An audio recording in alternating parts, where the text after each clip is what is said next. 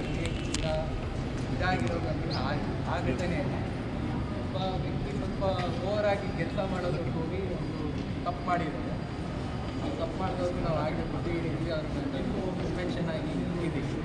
But ಹೊಣೆ ನಂದೇನೆ. At the end of the day ನಾನೇ ಮಾಲ್ ಮ್ಯಾನೇಜ್ಮೆಂಟ್, ನಾನೇ ನಾನು 2 ದಿವಸದಿಂದನೇ ಇದನ್ನು ಅಡ್ರೆಸ್ ಮಾಡಬೇಕಾಗಿತ್ತು. But due to medical emergencies ನಾನು ಇರಲಿಲ್ಲ. ಇನ್ಫ್ಯಾಕ್ಟ್ ನನ್ನ ತಂದೆ ಅವರಾದ ಆನಂದ್ ಅವರೇ ಮಾತಾಡ್ತಿದ್ರು. ಡ್ಯೂ ಟು ಅವ್ರು ಬರೋಕ್ಕಾಗ್ತಿರೋದ್ರಿಂದ ನಾನು ಮಾತಾಡ್ತಾ ಇದ್ದೆ. ಏನು ಇನ್ಸಿಡೆನ್ಸ್ ಆಗಿದೆ ಅದು ಆಗಬಾರ್ದು. ನಮ್ಮ ಮಾಲಲ್ಲಿ ಆಗೋದಕ್ಕೆ ಯಾವುದೇ ಥರ ಅವಕಾಶ ಆಗಬಾರ್ದಿತ್ತು, ಆಗೋಗಿದೆ, ನಡೆದೋಗಿದೆ.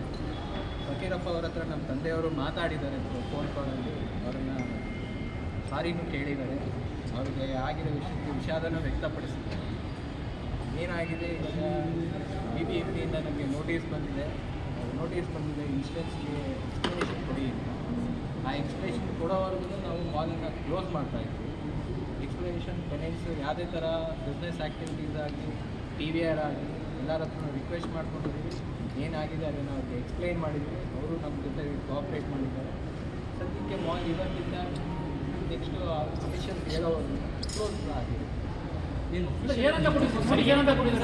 ಆಗಿದ್ದ ಘಟನೆಗೆ ಅಫಿಷಿಯಲ್ ಆಗಿ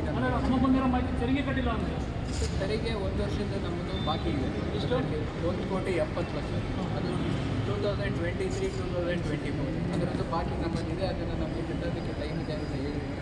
ಬಟ್ ನಮಗೆ ಅದು ಆ್ಯಕ್ಚುಲ್ ಆಗಿದ್ದಾರೆ. ಈ ಮ್ಯಾಟ್ರು ಅಸೆಂಬ್ಲಿಗೆಲ್ಲ ಪಬ್ಲಿಷ್ ಆಗಿರೋದ್ರಿಂದ ಅಸೆಂಬ್ಲಿಗೆ ಬಂದಿರೋದ್ರಿಂದ ನಾವೇ ಸ್ವಯಂಕೃತವಾಗಿ ಅಫಿಷಿಯಲ್ ಇದಕ್ಕೆ ಎಕ್ಸ್ಪ್ಲನೇಷನ್ ಸಿಗೋವರೆಗೂ ನಾವೇನೇ ನೋಟಿಸಲ್ಲಿ ಏನು ಸರ್ ನೋಟಿಸಲ್ಲಿ ಎಕ್ಸ್ಪ್ಲನೇಷನ್ ಕೊಡಿ. ಹೌದೌದು 24 ಗಂಟೆ ಒಳಗಡೆ ಅದನ್ನು ಇದು ಮಾಡಬೇಕು, ಎಕ್ಸ್ಪ್ಲನೇಷನ್ ಕೊಡಬೇಕು. 24 ಗಂಟೆ ಒಳಗಡೆ ಎಕ್ಸ್ಪ್ಲನೇಷನ್ ಕೊಡಬೇಕು ಅಂತ ಮೆನ್ಷನ್ ಮಾಡಿ. ನೋಟಿಸಲ್ಲಿ ಕ್ಲೋಸ್ ಮಾಡಬೇಕು ಅಂತ ಎಕ್ಸ್ಪ್ಲನೇಷನ್ ಕೊಡಿ ಅಂತ ಬಂದು ನಾಳೆ ಕ್ಲೋಸ್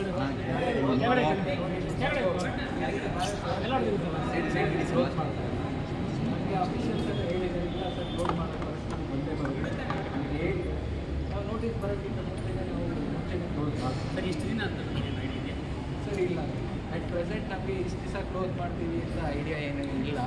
ಬಟ್ ಆ್ಯಸ್ ಆಫ್ ನಾವು ಕ್ಲೋಸ್ ಮಾಡೋ ಸೆಷನ್ ಒಳಗಡೆ 1 ವಾರ ಅಂತ ಹೇಳಿರೋದು, 1 ವಾರ ಕ್ಲೋಸ್ ಮಾಡಬೇಕು ಅಂತ ಹೇಳಿ ಅದು ನಮಗೆ ಸೆಷನಲ್ಲಿ ಮೆನ್ಷನ್ ಮಾಡಿದ್ದಾರೆ. ಬಟ್ ಅಫಿಷಿಯಲ್ ಆಗಿ ಕಮ್ಯುನಿಕೇಷನ್ ರೇಟಿಂಗಲ್ಲಿ ಬಂದಿಲ್ಲ.